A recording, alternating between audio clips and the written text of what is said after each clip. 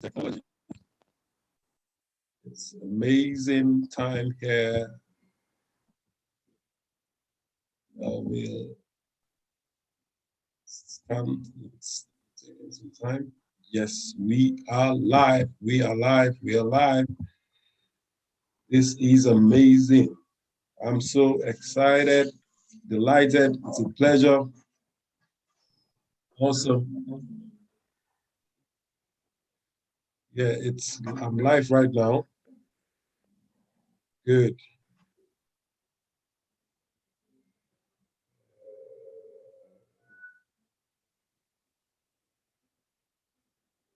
We are live. It's technical. Are we good to go, right?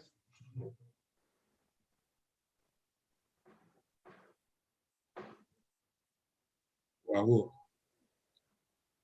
I think the network is a bit slow.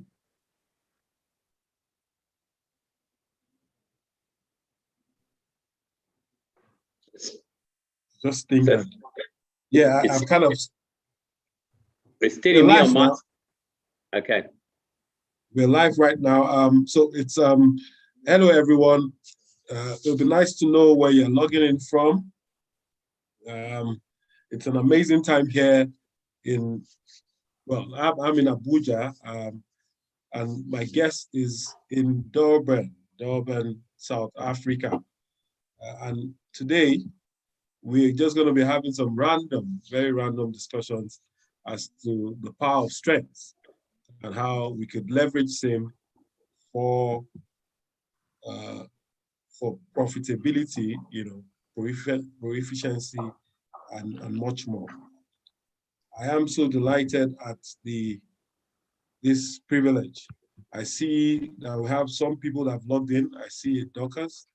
I see, a lot of, so yeah, it says my bandwidth is a bit low, but we're starting off right now.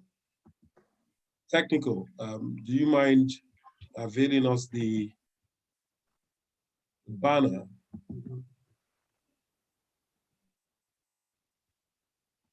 Okay, so we're good. We are good. So, Mel, I'm going to read out your bio in a bit, but tell me, how is it at Durban? We're live right now and the whole world is listening. How is it at Durban? Beautiful day in Durban today. This is where you want to be on holiday, and this is where you want to be enjoying the sea and the sunshine, typical South African weather. So thanks, Taiwo. Looking forward to our chat this afternoon. Awesome. Okay, so, hello, Dorcas. How are you? Oh, from Edo State. Interesting. Dorcas, it's great to have you here. And please, if you have any questions in the course of the discussion, please drop it in the Q&A just so that we can take this on further. As I set out now, I'd like to bring in my guest, in grand style, as we usually do. So Leonard Temlett is the executive head, but now he has moved on to be the trainer of trainees at the Curro Hillcrest. In 2011, his school, Hillcrest Christian Academy, was a pre and primary school that became part of the Curro group. When he looked to developing a high school and found that Curro values aligned with theirs, and so they were eventually brought out by them. He remained at the executive head and transitioned the school through the next 8 years. In 2019, he was then offered a position within the Curro group to join Mr. Dewi Van Eminis in training heads of Curro schools on the Gallup material in order to develop heads and high potential staff. He was trained as a coach on a UCT course and subsequently completed Gallup Strength Finder course. He now moves around South Africa, visiting Curro schools, developing staff and leaders through individual sessions, as well as running workshops for senior management in schools and various establishments. Today, I bring a very good friend, Mr. Melville. Melvin, we are live. So tell me, I'm excited. Technical, yes. Melvin, I'm excited at having you on the show today, really because the last time we met, I think it was about 2 years ago, almost about 2 years ago, and we would have been probably seeing, say, for the COVID pandemic, okay? But that's fine. So, but the reality is, I've seen how you've moved. Can you please tell me, and the audience is listening, can you tell us about your journey into strength, your journey into strength, and just let us have an inkling as to how your journey thus far to becoming a trainer of others in regards to strength. Sure. Thanks, Taiwo. And our listeners, it's an absolute joy to talk about this amazing program. If I'd only known about this 30 years ago when I entered education, it would have made a world of difference to my own personal growth and development, as well as those who I led. But I came into contact with this program about 3 years ago when I got an individual facilitator to do some of these strengths, or in fact, to do the strengths course with some of my staff. And I saw the value it was when we identified people's strengths rather than focus on their weaknesses, or had to always be trying to help people in their weaknesses. So this transition then changed us to 180 degrees of thinking, how to focus on strengths. So in my process of being executive head of Curro Hillcrest, I was then offered this position by our CEO, and Curro has over 100 schools in South Africa. And he approached me, Mr. Andy Schreling, and said, would I like to do this course and take it to the heads and the deputy heads and the senior staff of the Curro schools in South Africa. I didn't have to think much about that Taiwo business. I'd seen an expression in my school already. I knew the value it would bring to all the schools in the Curro group.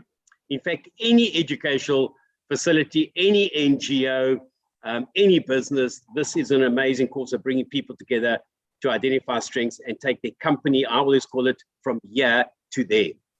So I joined the Curro leadership team in terms of development, leadership development, did the Gallup's course with you, and the doors opened from there through the Curro group. So yeah, the last 2 years, I've been flying around South Africa with Mr. Darby van Emmenis. So Curro have 2 of us that are taking this course to the schools, and we are loving it.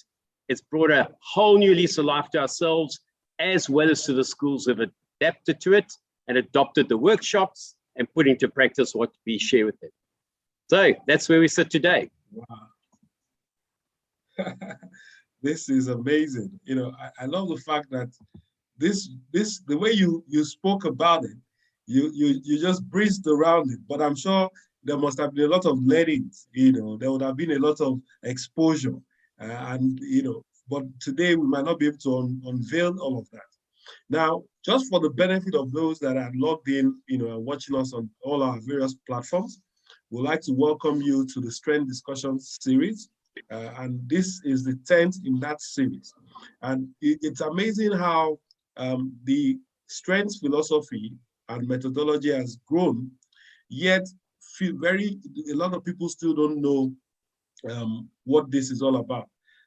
Please, sir, in your own words, can you share with us what your thoughts are around this thing called strength, the strength methodology? Just share your own thoughts.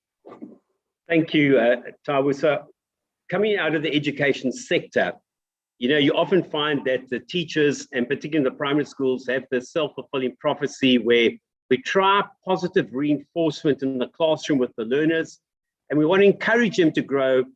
But often you might get a teacher who focuses on a person or a learner's weaknesses or labels them, or the poor learner goes through school, doesn't get many stars in that term because he doesn't perform at the level expected. And the poor learner develops what we call that self-fulfilling prophecy, that they always think nothing of themselves because the teacher never gives them this good work stamp or the star chart and so on. So children can grow up with a negative image of who they are, lack confidence themselves because of the classroom environment.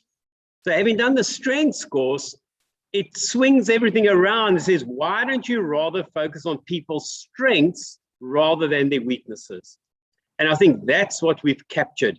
And with me taking this to the higher echelons, that's executive heads and heads of school and their senior staff, we've identified their strengths. How can they bring their strengths to the table and make a difference in their schools by focusing on what they're good at rather than fixating on what they're not so good at?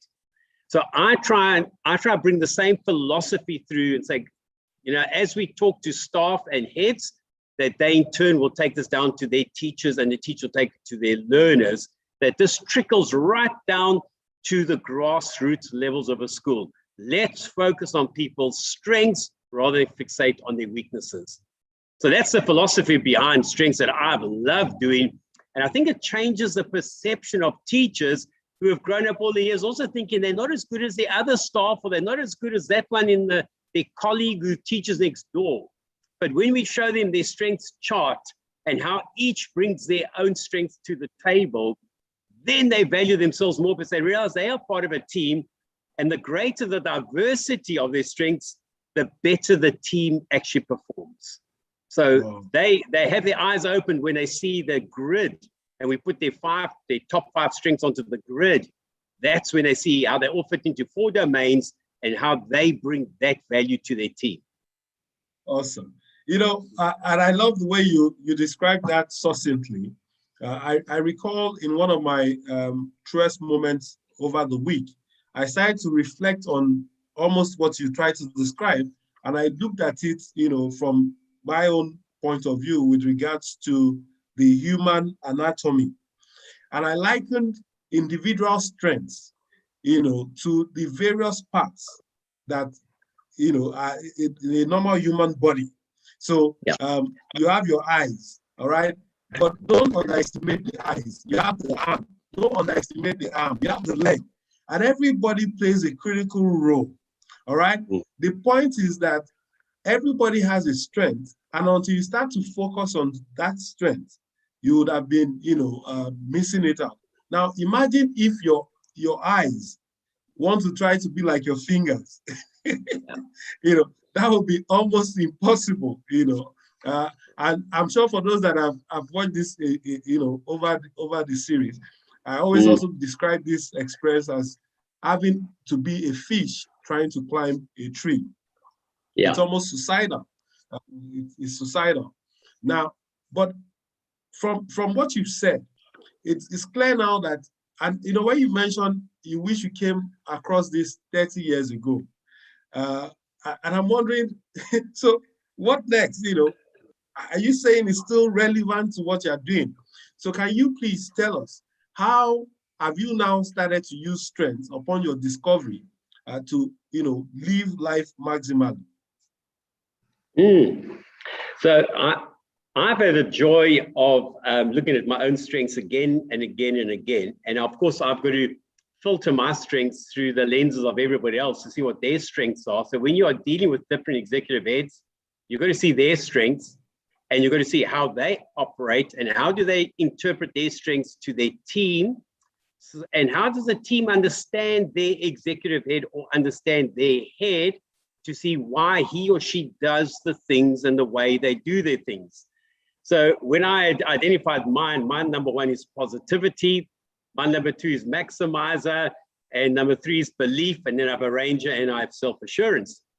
I found that those were particularly very useful to me in coming through to staff and to heads of schools to share the joy. My positivity just keeps flowing over and over and over again because I'm excited about this course. And I really do think it's God's gift to us in developing people. And as you quite rightly said, using the body, the anatomy of the body as a lovely imagery there.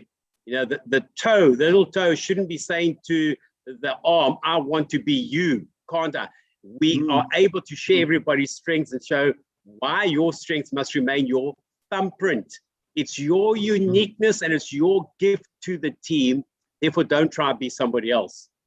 And I think in just trying to get people to understand that they bring their unique value to a team. That's how I've been able to incorporate my strengths into sharing this, because I tend to be very strong on the positive side. I want to take things to the next level up for them. I want to encourage schools to develop as many of their own staff and their learners. So my strengths personally play so well into this leadership role that I'm doing. But Taiwo, I just want to share one example with you on the strengths that I use with schools so often. And, often schools are built on a hierarchical state, even though they try to keep their leadership as flat as possible. But I use an open day. Most schools have open days when they invite the community, come have a look in and physically come and visit, although they go virtual these days as well. But often what would happen is when people are arriving, your school head might put the deputy at the gate to welcome people. And then you'll be dressed up accordingly, and you'll have a bit of status. And when the people arrive, they get to meet the deputy. And you might just have a general good morning, welcome, nice to have you. But I say what strengths is really about is finding the right person at the gate and not putting any senior person at the gate. Rather find people with strengths to do their job than find a seniority person who doesn't have a strength to do a job just because it fits into their realm of responsibility. So I use the example of, why don't you find the woo person, win others over, the person who connects with people, loves engaging with them, and there might be one of the younger staff on the block who've just arrived to school, been here for 1 or 2 years. But if they've got that strength, put them at the gate and watch what happens. You'll probably find when parents arrive, they want to sign up at that school straight away, purely because the woo person has got the gift to welcome people, make them feel comfortable, make them feel this is a school they want to engage with and have their children come to. So I use that as a very simple example of how the strengths play out. And it's not necessarily about who's the head of the school now or who's the head of department. It's who's got the right strengths in a school to be able to carry out certain duties that they do naturally and they do it at their best. Wow. the greatest joy I have, and is what you've also kind of positively beamed, is knowing these strengths to the point where it's not just that you're aware of it, but you also come to the point where you are also now able to, beyond even looking at it from the lens of others, you're able to apply it, by ensuring that you achieve either peak performance or the progress you want to experience. Now, please, I love how you've also told, the audience as to your top 5 strengths. And I love the positivity, the maximizer, the arranger bit of you. Can you touch on each and, with examples of how you've used them either in school, either with the executive level, or even at home, and how it has helped you to foster a better relationship? Yeah, very much so. Thanks for that. So let me start at home. I did my wife's strengths after I done mine. And I said, I would like to see what your top 5 are. And I found that she had one called ideation. And ideation is a person who loves creative ideas and loves to think up new thoughts. And she lives with building castles in the air and wants to develop the furniture and move it into different positions and decor the house. And it took me how many years of marriage to understand that this is a gift she brought to the home, which I didn't realize. And often when she's moving furniture around and rearranging the house, I'm kind of feeling, well, why do you want to do that? I'm so comfortable in how it looks. I think it looks so lovely. Why change it? But that was her ideation gift. And because I understood her ideation gift, and because I've got now positivity and maximizer, I would want to say, hey, that's brilliant. We've got another idea. Well, suddenly I was able to release that gift without maybe feeling, why do this again? I had to recognize her gift and encourage it. So what else can we do? How else can I help you? So there's just one little basic example at home. But I think certainly in the context of the school environment, I've come to realize that the minute you put the right people doing their talents on the right, in their right formats and in their right gifting, they love to do it. So I was one person who often held back on giving people more jobs to do or asking or delegating because I always thought their plate was so full. And therefore I didn't want to put another thing on their plate. So I would rather pick up the job and try to do it to keep them teaching well in the classroom. But what Strengths has taught me, that if you brought somebody in and invited them to your room, don't ever ask somebody who can do this.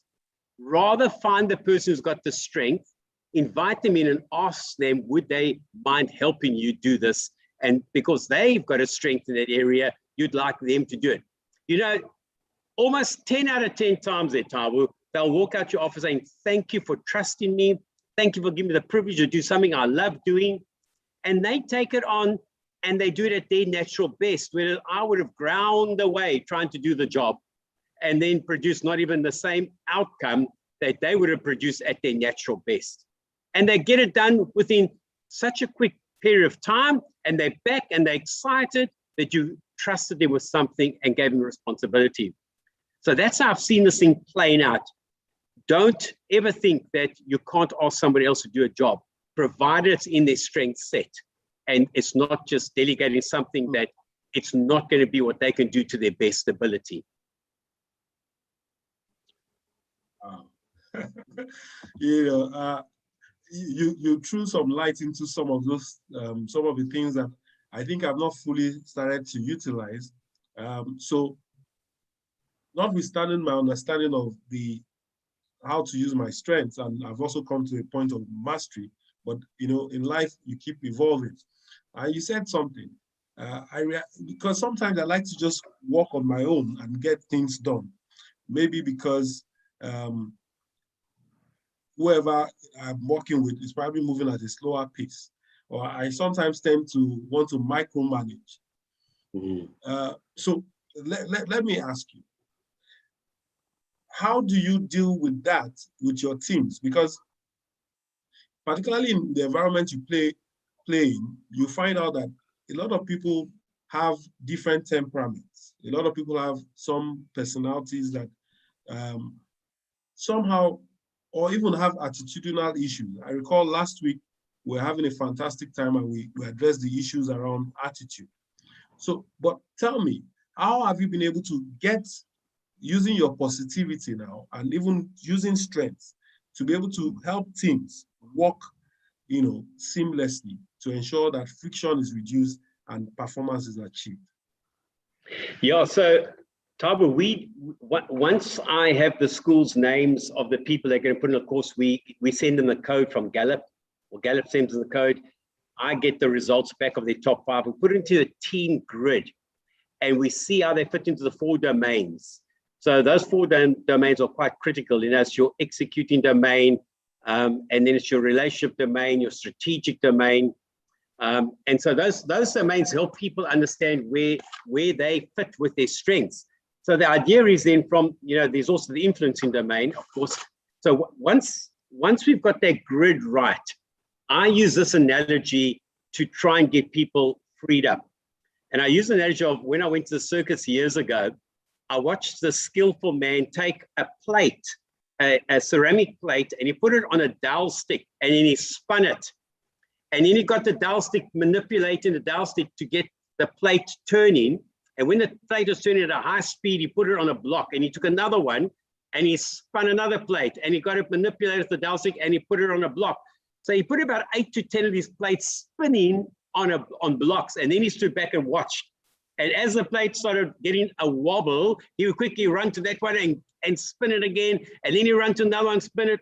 So eventually he was running up and down, just trying to keep his plates from falling, and kept them all alive, which he managed to do. Now, I use that analogy to say, folks, you're either going to be like that man, like a headless chicken, running after all the jobs that are put on your plate as responsibilities, or you're going to learn to develop other people and give them opportunity to spin their plate. So as a leadership, even though the responsibility might stop with you or the buck stops with you, can you look at your team, look at your grid, see who else has got other strengths that they could use and help develop them? And sometimes the plate might fall and it might break. But your role as a leader is to help that person pick it up and graciously get it spinning again and watch him from a distance. Instead of micromanaging, step back and allow them to, well, as John Maxwell says, he wrote a book, Failing Forward. As long as you're failing forward and you're allowing them to fail, that's how they grow. But you get a person who's stuck in responsibility. If you've got a strength called responsibility, you tend to own it all. You don't want to give it away. You feel you're the only one who can do the job at that level. And therefore, you take on more and more until you could basically snap some stage or snap at some time. And then you snap into everybody else. So I try and encourage people, even those with responsibility, give it away, because by giving it away, you're growing someone. By holding on to it, you're preventing other people growing. So when people, I think, see that in that light, I think they tend to understand strength is there to develop others and see them grow. Awesome. Okay. I love that the perspective you shared, particularly around helping them grow, So I was sharing with one of my colleagues earlier on in the week as to a book I came in contact with. I was just the book is around helping people start up their careers.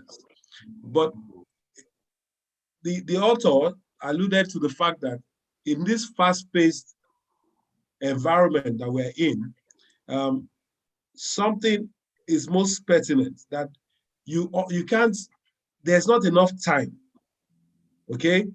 Unlike days when people they had a process of movement. They leave school, they get a job, they leave a job, they get a promotion, people keep moving. Now, it appears that everywhere is jam-packed. And somewhere along the line, there's not enough time and energy to wait for people. So how long do you have to wait? How long do you have to coach? How long do you have to mentor? How long do you think it's possible? Because if you keep breaking the plate, are you saying that that's almost like a disaster? I'm just asking. I almost know the answer, but I just need to hear it from you. Yeah, Taiwo, that is a key thing. And as I say to people that are giving whatever responsibilities away, if they feel that their plate cannot afford to be broken, then they must hang on to it. They must keep it and they must do the job.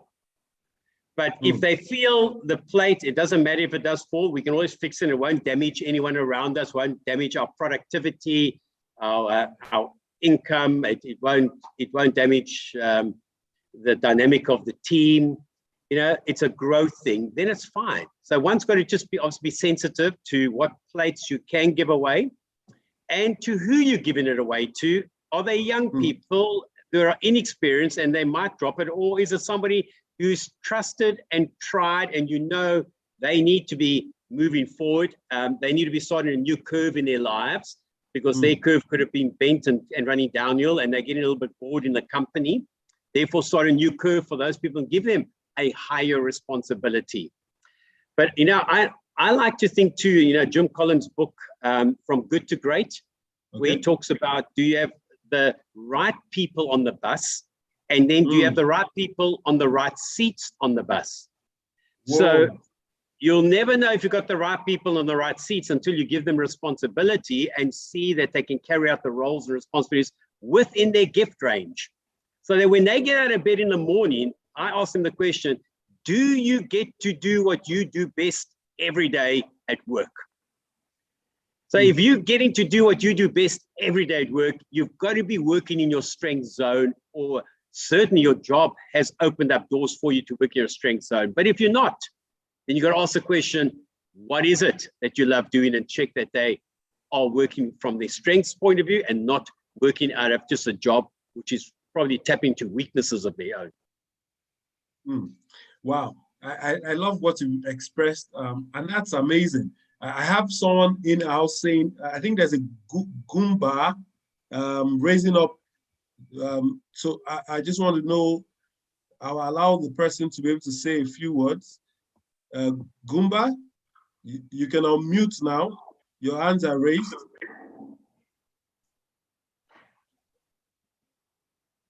Gumba.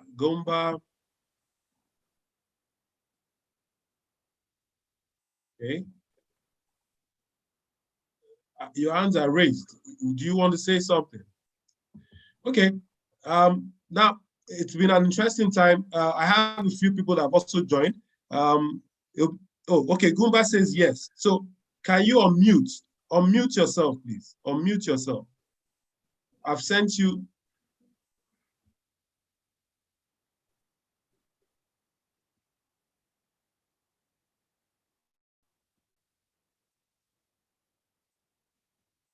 Are you having problems unmuting? Okay, great. So Gumba.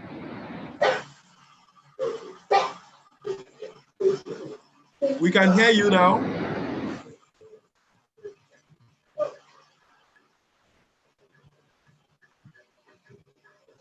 Oh, I don't know what's going on there.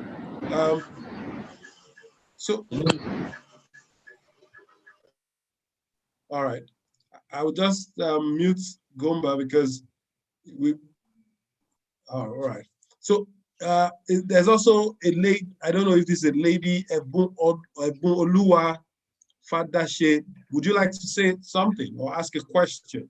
We've been talking about strengths, and Mel is fantastic when it comes to helping, leads, particularly within the educational sector, play to their strengths. And he's been sharing that now across South Africa, particularly around in Durban.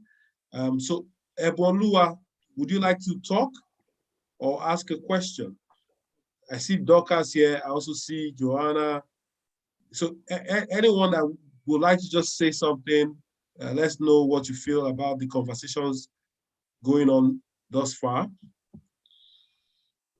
Well, and then so maybe because Gomba said something. He says we all need Nigeria to change the development in Nigeria and all the states. I can't fully understand this question, but I think he's trying to ask if there are things that we could do whilst talking about strengths on helping the typical African or typical Nigerian develop their nation. And I think we'll address that in a few. Okay, so I think we should just run. So maybe we should address his question. He is more concerned about having nations work. Okay, so how do we use strengths to help citizens? Are you asking me that, Taiwo? Yes, please. Okay, so Taiwo, I think when people see the 34 strengths and understand their top 5, which is the way they think and feel and behave every day, and then they see their top 10 is the way that they will default to doing things within a short period of time, like on a weekly basis, and they see the order up to 34, I think it helps people understand that they actually got all 34 strengths, but the top 5 are the ones they will use on a day-to-day basis. And the rest they will see they will use as and when they need to use it for a particular situation. So it's difficult to say, how can a nation and how can individuals, how can workplaces use these strengths without doing the Gallup strength test? And of course, one goes onto Gallup, on the website, you can pay in South Africa money, it's 290 Rand, and you get your top 5 out. You've got to answer 177 questions, they will send you the results, and you will see how you've done. But then you've got somebody that's got to take it and put it together for those people, especially if they're in a team, they're working in a working environment, in a business, whatever they might be, then someone's got to unpack it to show how they can pull it together. And I think that's the only way really one can get going. You've got to have coaches out there who are engaging with the Nigerian folks and in your country and showing them how these strengths can be played out in their everyday lives. Because what I found is that even though you might find that your talent, we call them your talent is what you are blessed with, that's your gift. But the strength is when you apply it. And so we use that terminology, you name it, claim it, and aim it. Aim it. There we go. So the aiming it is when you make it happen, and that's when it becomes the strength. Otherwise, you only move if you're working in your strength-based zone every day, and that's the way you work, you'll come out at this level. But the minute you apply it to the name it, you think it through of how you can claim it, and then you write out a plan of action, you move it from here to there. So I always talk about you move from here to there. And when you get other team members involved with you, you get to the next level. So your final outcome is what Gallup say, you come out, you will produce a positive outcome at a near perfect performance. So when you apply that strength and you work it out, you get to a near perfect performance.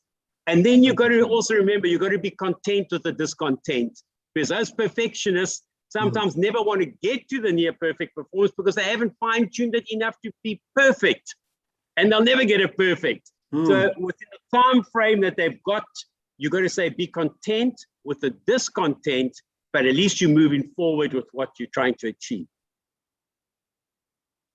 Great. And I must say thank you, because you slightly touched around issues around basements, how your strengths can also be a limiting factor. Right. And I've usually, I don't know, I always say this, there are some of the top 5, and even in my top 10, that somehow when I overuse them, it becomes a bit noisy. And when it's noisy, it can repel people or even get people disinterested in what I want to share. So I hear you. It's almost about, knowing your strengths to the point where you don't overuse it and you don't underuse it, but you can work with it perfectly towards achieving great, results. Yeah. Now, it's amazing how the time, usually we're here for 5 minutes, 60 minutes, but we've moved so swiftly. And for the benefit of those that are also joining us, even just now, a few people just joined in, the strengths philosophy is geared towards helping people discover their strengths, all right, to discover themselves. And in the point of discovery, they develop these strengths just so that they can deploy it or aim it or apply it, effectively to achieve maximum results.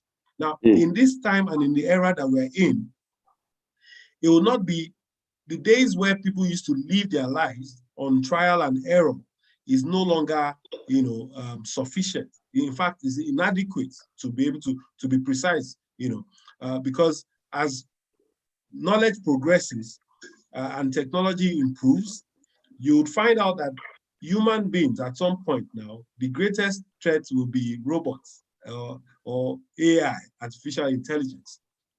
So at what extent would people keep living their lives on trial and error when even men have devised machines that can now work with precision? So it will be very, very foolish not to know your strengths and start to play to your strengths maximally. Now, in playing to your strengths, it also guides, like I understand, in helping us choose the skills or the skill sets we want to develop in line with our career. So tell me, how have you, using based on your understanding of strengths, properly situated your career and what you are doing, with this understanding to also improve yourself, just so that maybe one of our persons here can just get the benefit of this advice? So I've been working very closely with the material so that I can pass it on to others to see them develop, because I'm a maximizer. Therefore, if I find something good that works, like this Gallup material that works in a working environment to develop people individually and develop the team, I want to study more about how I can do it. Hence the reading of books on the leadership, hence the Jim Collins books I mentioned, hence the Maxwell books, John Maxwell books. So I read those books to share. Nancy Klein writes a great book as well, Time to Think. great books for people in the workplace. So I find time to develop myself so that I can pass this on to help others develop. And there's my maximizer. And then I come across very excited about it. There you always hear my positivity flying ahead of me. So there's never a cup of water that's half full. The cup's always overflowing. Even if there's no water in it, it will overflow. Because I just love the zest of life and seeing people being fulfilled in what they do. So I love to connect people in what they're good at, find their strengths, and give them the opportunity to thrive in that area. Because then they feel fulfilled and they feel that they are adding to the team. And in that, they love doing what they're doing. And isn't that what life's about? You love what you do because you are in the area of giftedness and your gifts are being used within the task that you've been asked to do. So that's where I find mine's very strong. My strengths come out very strongly there. And maybe my self-assuredness, it's pretty convincing. I convinced myself that this is so good in the educational sector that people, when I share with them and I use my own experiences from the classroom to leading with staff, to leading with parents and with learners, they're able to associate with it because I've been there and I've walked that road. And therefore I love the educational sector because we're influencing lives all the time. So my positivity maximizes wanting to influence others because they are influencing our generation. Awesome. Wow, that's beautiful. I'm talking about books, but the selfish bit around me says, look, Taiwo, you have a book. And I don't know why Mel is not talking about this book, all right? And this book is all also about personal transformation. Hoping that I can also have you refer to you having to read, reinvent, and then I'm sure on the next belt or whenever we're talking or you're sharing somewhere else, as you mentioned Jim Collins, you also mentioned John Maxwell, and you mentioned your brother Taiwo Adepoju. Now, you need to. I'm going to send you the link so that you can also get the book. I will need to have your review on this, and maybe this could be a good study for your people. It's about helping people experience a personal transformation in life, in love, and in business. Beautiful. Okay, but I just thought to say that just because you have been talking about books, this was the moment to just bring this up. Lovely. Thank you. And in case anybody wants to get the book, the link is there. It's a bestseller, I must say. It's a bestseller. This is beyond self-assurance now. I'm so amazed at this body of work, and I would recommend it to anyone, even those that don't think it's right, but it's a must read. It's a must read. Okay, so enough of that advert. It's free advert, but you brought it up.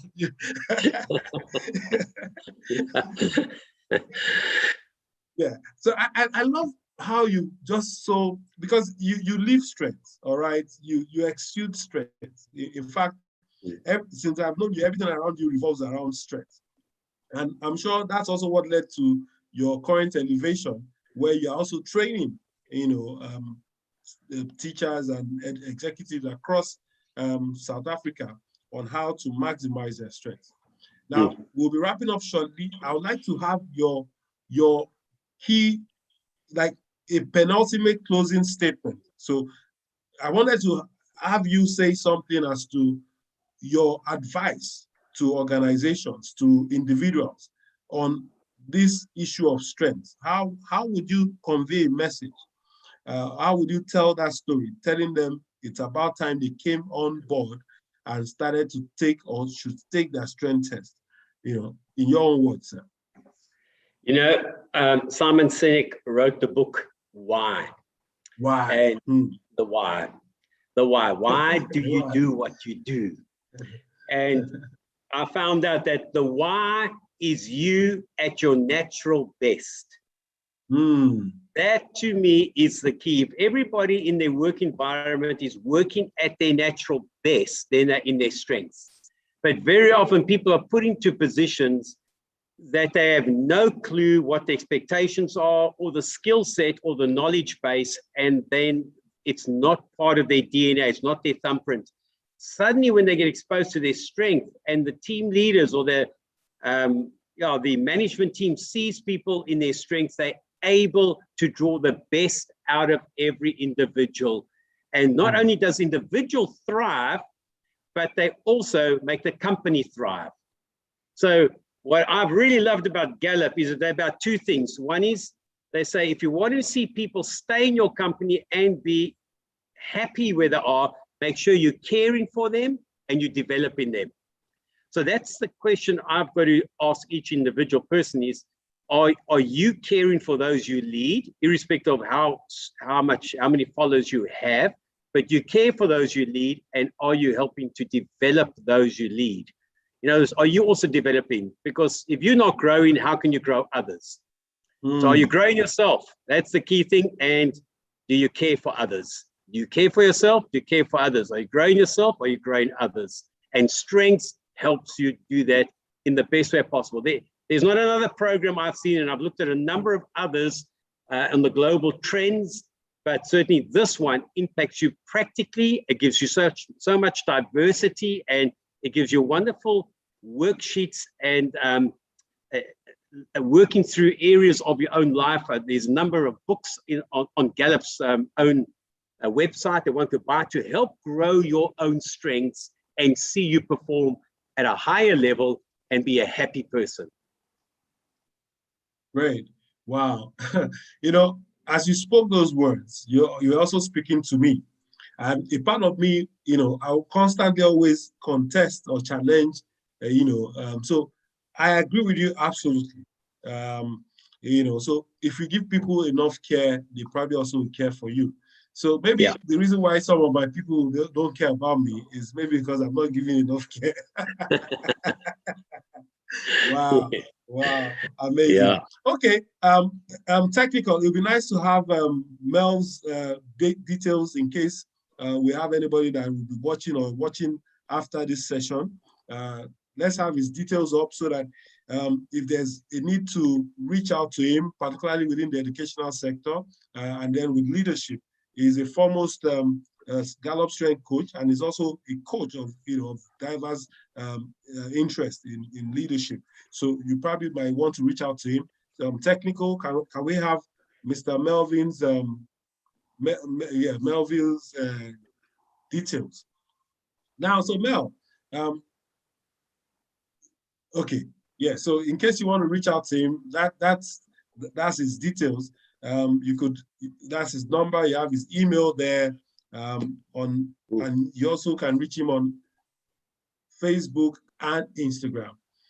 Now, but Mel, now we have, amazingly great session, but obviously we are coming to winding down this session. It's been 49, almost 50 minutes of banters, and it was just so smooth. By far one of the best sessions that we've had, effortlessly. You just spoke about it, and I've also learned a few things that I will also start to embrace. So in your closing remarks, can you just put me up on another level, just so that I know that up onto the next strength discussion series, I'm filled up with insights. All right, so hit it, Mel, your final words.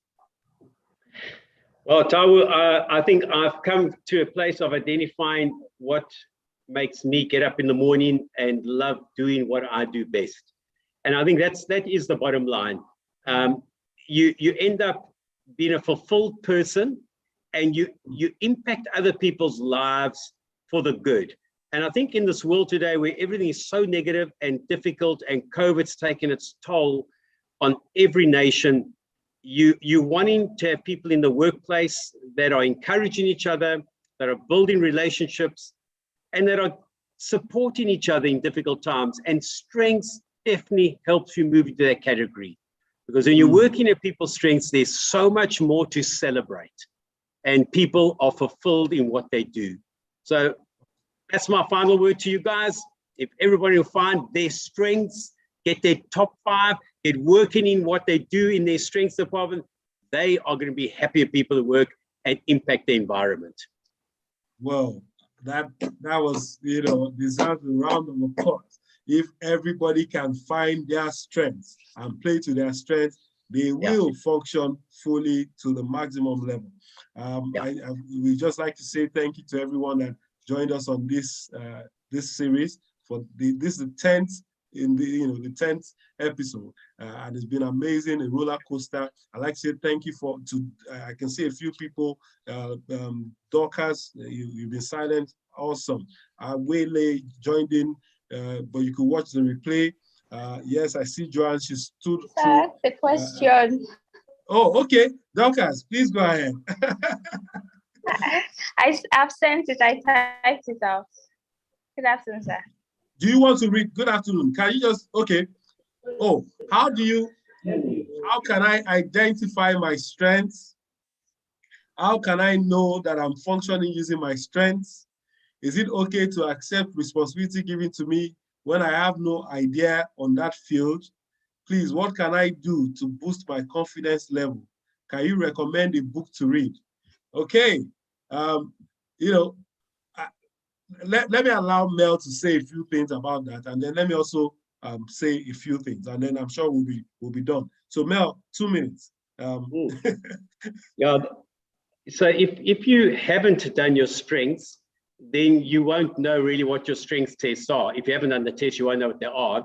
If you have done the strengths test and you are given a job to do that's not within your strength zone, I think if it becomes your responsibility, you may want to go find those people that you know you can work together with and create a little team around you and let them speak into it with their strengths, because you know they have the ability to think that way, and they might influence the way forward, and it might give you some very creative ideas, and then you can knock it into shape, and then suddenly you are working around teams, and teams is what strengths also is all about. So often don't take it upon yourself, say, well, it's my responsibility, I've got to do it.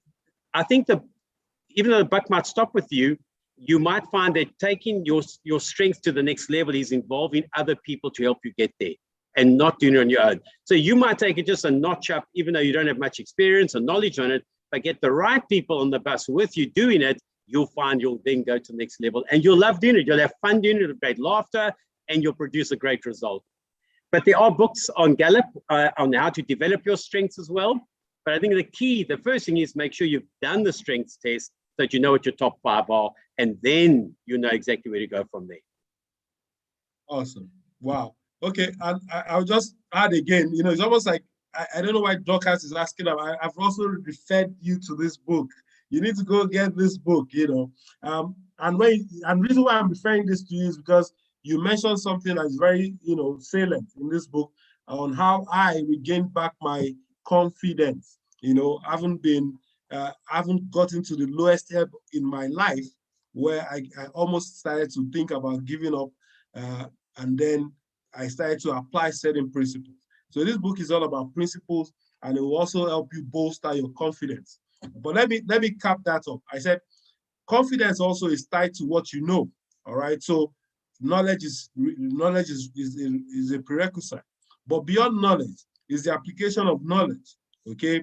And when you apply yourself using that knowledge wisely, you will definitely be, have, much better results. And once you have results, that's one thing about, this journey of action. Once you have results, you start to get very confident at what you do. So get doing, almost like what Mel said earlier on. He says, you said fail forward or fail fast. What was the word you used? Failing forward. Failing forward, yeah, failing forward. So, almost like learn fast, but it's how do you learn? Beyond observation is by taking action. It's been an amazing time. We're almost crossing the timeline for this session. I'd like to thank you truly, Mel, for even at a short notice, and that's what brothers and friends are all about, when you're able to reach out and say, hey, bro, look, I need someone on this set. Apparently, the person that was supposed to come on wasn't available, but you were the closest I could reach out to. I must say, I'm deeply, entirely grateful for this gesture, and I'm sure at some point I'm able to reciprocate. But ultimately, you've also taught me a few things, and that's what we get is in our talking, in our discussions, that we also learn new things. So I'd like to say, even as you leave right now, Thank you, thank you, thank you, thank you from the bottom of my heart. And to all those that tuned in, make it a date next Thursday, 2 p.m. West African time. And if you're in South Africa, it's 3 p.m. If you're in the UK right now, it's still 2 p.m. And wherever you are logging in from, please ensure to play to your strength. And on this note, I'd like to say goodbye and God bless. Bye.